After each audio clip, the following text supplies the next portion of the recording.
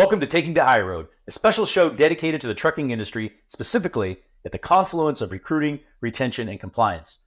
In the fourth year as the host of this show, I bring over 2 decades of industry experience, both on the carrier side as well as the vendor side. Each week, I interview industry experts and thought leaders who bring their insight to the driver lifecycle as we discuss the industry's greatest challenges. I always appreciate your feedback, good or bad. Don't forget to rate and review Taking the High Road on your preferred platform. I'd also like to thank and highlight the show's valuable sponsors. Their dedication, their commitment to this industry is greatly appreciated. And if you're interested in being a sponsor of Taking the High Road or joining me for an interview, please send me an email at jeremy@takingthehigherroad.com.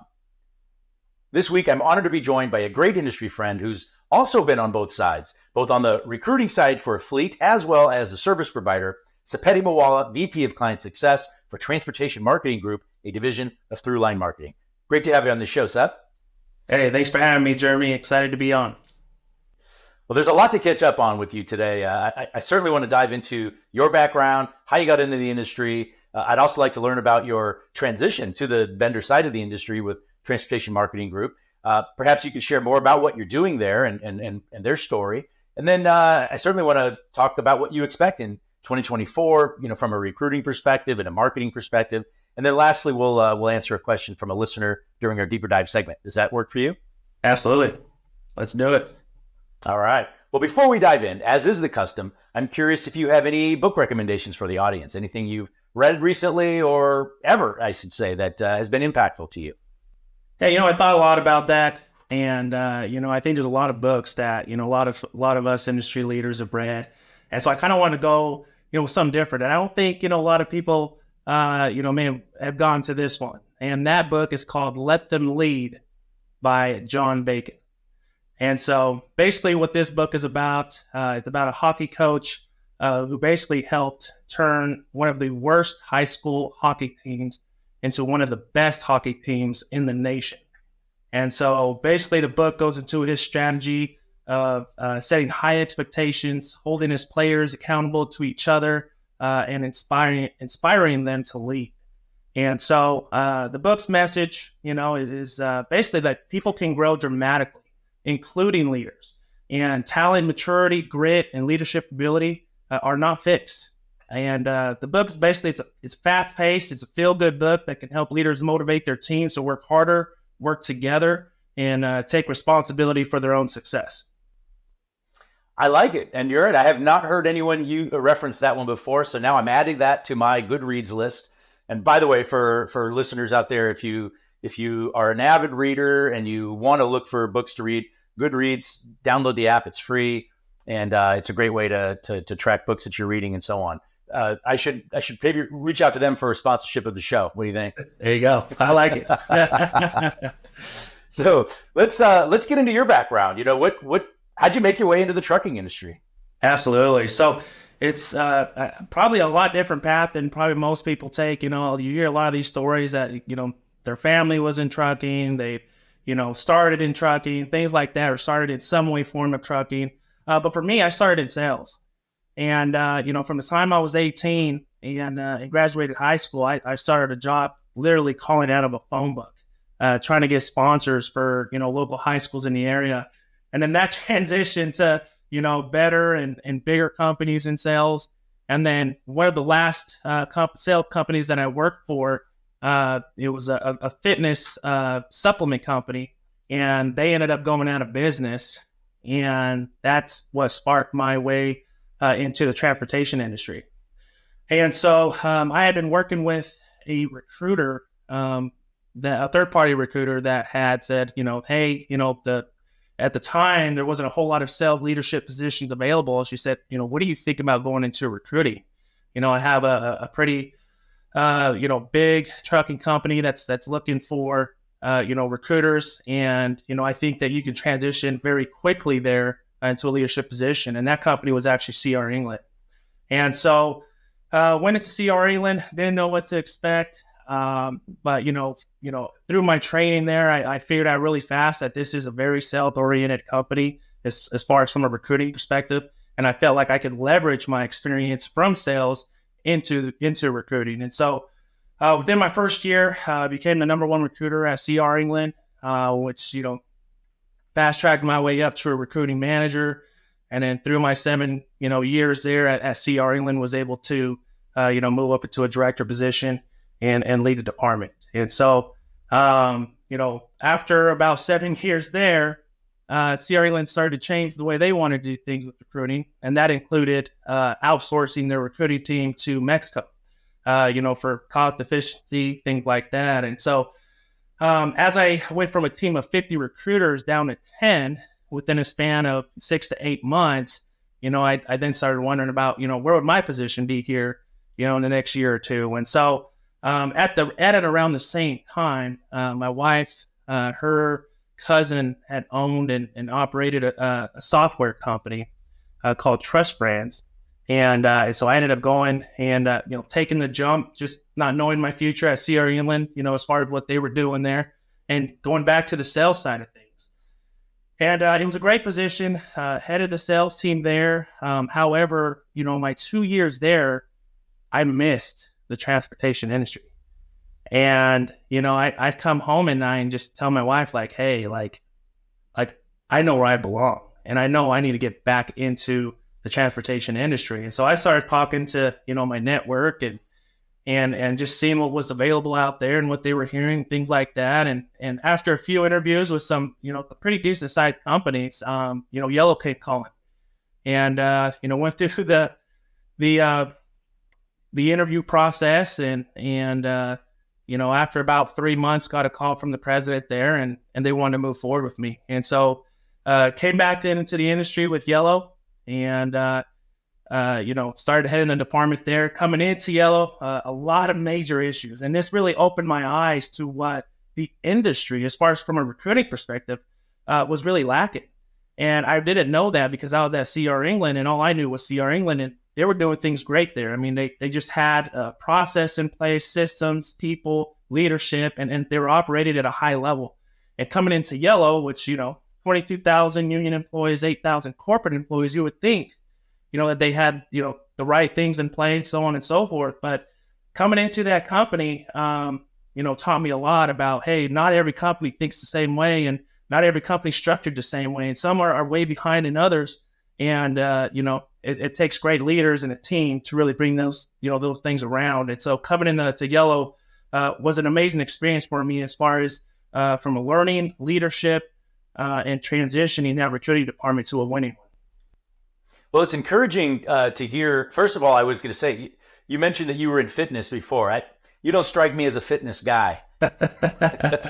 We've had that conversation, when we first met. But also the transition from sales to recruiting. I think you would probably agree with this. I say this all the time. Recruiting is sales. Like the two are hand in hand. I mean, if you can be really good at one, that's all you're doing. You're helping people make decisions. And so from that perspective, I think it makes a lot of sense that you would transition naturally into that role. And I love the fact that when you left a couple of years later, you got the bug.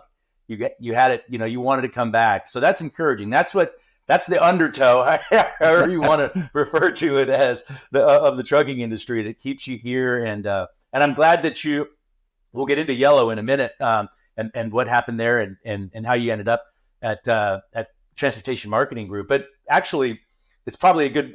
You're the VP of Client Success for Transportation Marketing Group, which is a Throughline company. Can you share maybe just briefly who is Throughline? What is as the parent company, and then an overview of Transportation Marketing Group? Absolutely. So Throughline Marketing has actually been in the advertising marketing, lead gen industry for over 30 years. And so they actually came specifically from the education side, where they were doing lead gen for online schools, DeVry University, schools like that you hear about. They were doing lead gen for them as far as from a student perspective. And they were actually one of the most successful agencies in the country at doing that. And then, they also ventured into beauty, the beauty industry, and then, finally the transportation industry. And so TMG has actually been around for about 10 years. However, it just kind of sat in a stagnant, place where they didn't forget about it, but this just wasn't their focus. Up until about 2 years ago, where our CEO and COO and president, Justin and Mike, decided that, hey, I think it's time to really start taking TMG serious and see what we can do with this. And so, they were able to bring on a few clients and, started working with them. And, after just a few short months, from a client perspective and what they were telling us is that, wow, you guys are hitting it out of the park right now. Like our cost per hire has gone down dramatically, cost per lead, cost per app. And so, this is when they finally realized like, wow, we got something here. And, that's kind of when they, took full run. They hired someone. They wanted to hire someone with industry knowledge because they didn't have a whole lot of knowledge within the transportation industry. So that's kind of where I came in. And so I've been here for about 5 months now, and, I've been working, directly with Justin, our COO, and kind of teaching him. And he's kind of done his own, research and gone himself out there with some of the leaders in the industry and learned what he can. And so, so far we've been able to bring on quite a few more clients, and they're doing really well. And the message is the same. And what we're hearing from these guys is just amazing. And so we know we got something special here, and we're excited for 2024.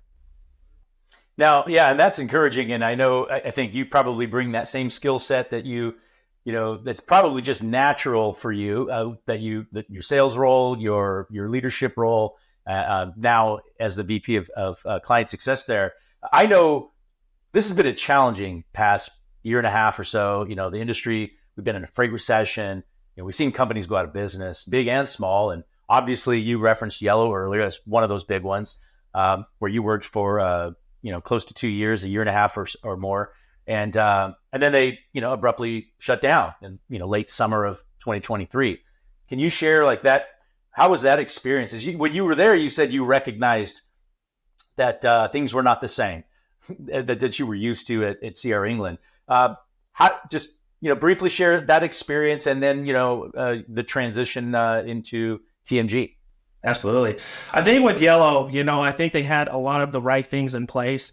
I think, and this goes way beyond before I got there, but, and their former CEO, which, made some acquisitions of Roadway, Holland, New Penn, Redaway, that kind of put the company, in a vulnerable position financially.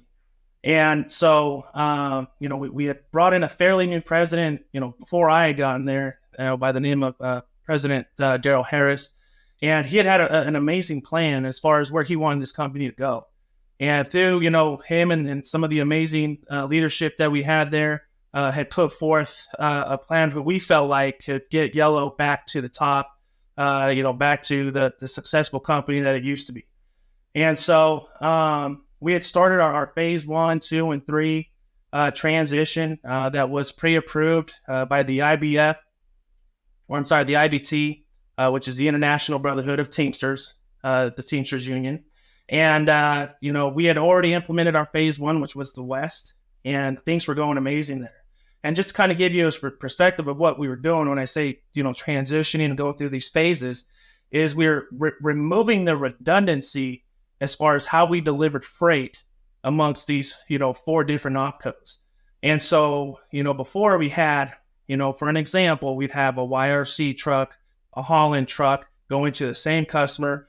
One would pick up their freight, the other would pick up their freight, and then they'd go deliver it, to the customers. When you could just have one person or one truck and trailer go there, pick up all of it, and then go deliver it. So, in order to do that, we had to combine all opcos, which we were going to put it under the name Yellow, and that was going to be, the changes that we made in order to become a profitable company. So as we got done with phase 1, and the West was looking great, we were showing profitability and revenue. Shipments were more on time than they've ever been, and things are looking very positive. And going into phase 2, which is basically the Midwest all the way to the East, we had gotten word that Sean O'Brien, leader of the Teamsters Union, had decided to block us from pursuing phase 2. No other than the reason that, he said they didn't want to concede to anything or our Teamsters have done enough for Yellow. We're not doing anything more. And really, it wasn't really the only thing we were changing was, like I said, the redundancy of how we delivered freight so that we could become more profitable. And they didn't want to do that. It did change some of the as far as the positions, as far as what they would be doing. Some of our workers would be now touching freight where, before they weren't touching freight, things like that. So small changes to help, but, they were against it. And, we made, many different, chances to try to work with them and change things. And, hey, what would you like us to change or do in order to get this across the line so that we can finish doing what we plan to do? And basically they went silent, for, 6 months, up until the time where we became, near that red line. And then, we made one more push, as far as raising our rates, closer to what they were asking for. And then even then they declined. And, that ended up being the demise of Yellow. And so, there's a lot of different stories out there as far as, what people think. A lot of people think that, hey, this was a move by the IBT to get UPS to sign their contract, knowing how serious they were, that they weren't afraid to let Yellow go under to get their way. And so that helped push UPS to, finish their negotiation. Other people just think that, really, they really didn't want to, deal with Yellow anymore. And they were tired of, some of the give backs that Yellow had. There was a 15% reduction in, their pension, that we had done in prior years. And so even though none of that was in the wording, this really had to do with, job responsibilities, et cetera. They weren't willing to, to do that. And so because of that, we couldn't get to a profitable place. And that was the end of Yellow there. Well, I appreciate that. I know when we first met, it was in Kansas City. We first met in person in Kansas City last August 23 at CDL Life's Turning Point Summit. I think a couple of handsome bald guys. I say that to myself. I look at my son in the mirror and he's brushing his teeth, and I'll say, "Look at that handsome young man," and his son too. No one seems to find that funny, but I thought it was a good one. But anyway, I think, we immediately hit it off. We recognized we had so much in common, being a dad, take care of ourselves, exercise, diet, and obviously being committed to an industry where you have a lot of special relationships that we've, cultivated over the years. And that network, I recall, I think it was on LinkedIn, as you were kind of searching for your next opportunity on the heels of Yellow, you were leveraging your LinkedIn community, and one of your posts highlighted your roots and educated your audience about the Isle of Tonga. I thought that was super cool. And in fact, in honor of that, I'm wearing my Hawaiian shirt in the midst of winter because I wanted to go. I wanted to represent Island as well. But how did LinkedIn play a role in finding your next opportunity? Was that useful, helpful for you? It was. and I just thank the LinkedIn community.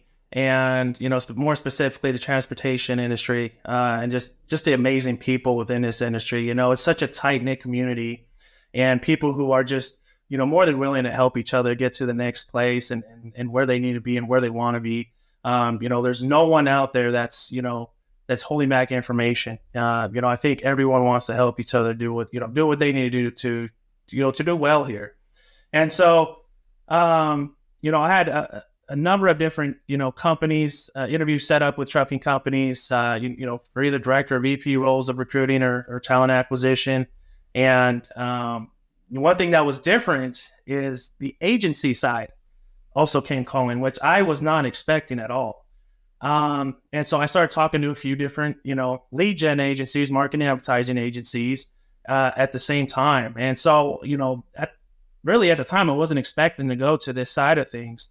To the vendor side, I wanted to stay on the carrier side because I enjoyed it. I enjoyed what I did. I enjoyed leading a team of recruiters and other managers, and it was where I felt my place was. However, due to the fact that us just moving to Kansas City for the Yellow position from Utah, we weren't in a position to move again. So a lot of these other positions, with these other trucking companies, they wanted me to move, to, of course, where they're headquartered. And, So I started looking at other options, and that other option was the vendors. And so out of the 3 vendors that I had spoken to, Transportation Marketing Group just aligned with my values, with what, if I came to this side, what I wanted to do, and they supported that.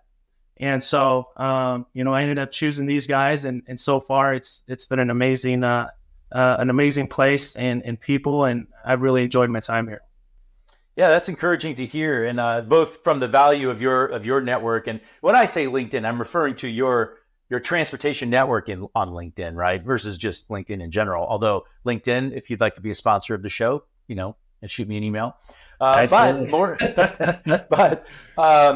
it's so important to find a place where you feel like you align from a value perspective. And I've known Justin for probably a year and a half, maybe 2 years now. Super good guy, and I'm excited for you there. And I'm curious if you could share. We've got a few minutes left.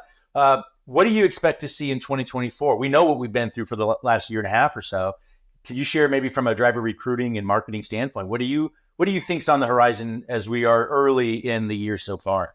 Well, I expect it to bounce back. As we know, we're in a freight recession.